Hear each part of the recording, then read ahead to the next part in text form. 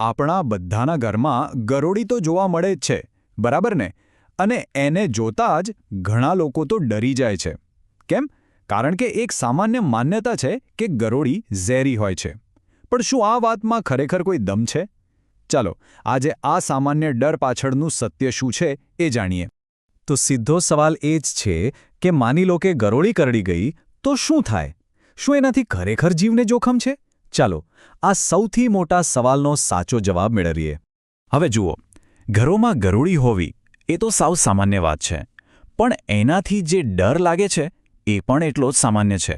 અને આ ડરનું મૂળ કારણ એક જ માન્યતા છે કે ગરોળી ઝેરી હોય છે અને એનું કરડવું જીવલેણ પણ બની શકે છે.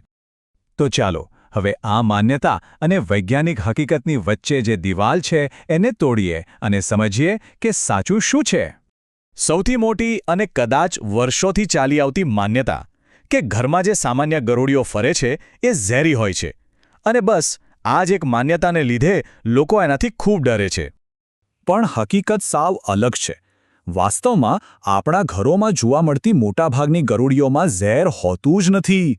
જી હા, તમે બરાબર સાંભળ્યું. સામાન્ય રીતે ગરોળી કરડવાથી કોઈનું મૃત્યુ નથી થતું, કારણ કે એમાં ઝેર જેવી કોઈ વસ્તુ જ નથી.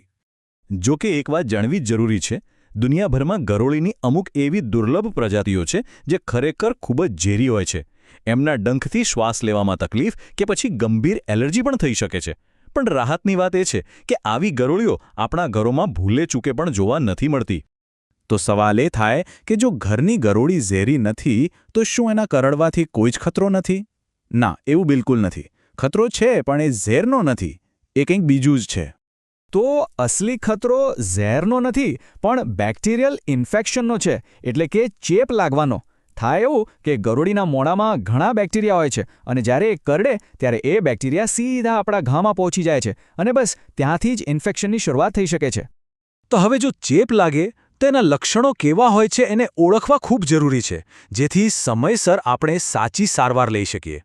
જુઓ, ગરોળી કરડ્યા પછી જો ઇન્ફેક્શન થાય તો જ્યાં કરડ્યું હોય ત્યાં ખૂબ દુખાવો થઈ શકે છે, બળતરા થાય, ખંજવાણ આવે કે પછી સોજો પણ આવી શકે છે. કેટલાક લોકોને તાવ પણ આવી શકે છે અને જેમનું શરીર થોડું વધારે સંવેદનશીલ હોય એમને તો ઉબકા અને ઉલટી જેવી તકલીફ પણ થઈ શકે છે. સારું, તો આવી કોઈ પરિસ્થિતિ બને તો ગભરાયા વગર શું કરવું જોઈએ? ચાલો, એનો એક્શન પ્લાન સમજી લઈએ. સૌથી પહેલું અને સૌથી અગત્યનું કામ, શાંત રહેવાનું. ગભરાવાનું બિલકુલ નથી. યાદ રાખો, ઘરની ગરોળી ઝેરી નથી. બીજું, તરત જ જ્યાં કરડી હોય એ જગ્યાને બરાબર સાફ કરી નાખવાની. અને ત્રીજું, અને આ સૌથી જરૂરી છે, ચેપને ટાળવા માટે તાત્કાલિક ડૉક્ટરની સલાહ લેવી. આમાં કોઈ બેદરકારી ન ચાલે. અને હા, એક વાત ખાસ ધ્યાનમાં રાખજો. અહીં જે પણ માહિતી આપવામાં આવી છે એ ફક્ત સામાન્ય જાણકારી માટે છે. જો ક્યારે આવી કોઈ ઘટના બને તો ઘરેલું ઉપચાર કરવાને બદલે તરત જ કોઈ એક્સપર્ટ એટલે કે ડૉક્ટરનો જ સંપર્ક કરવો જોઈએ.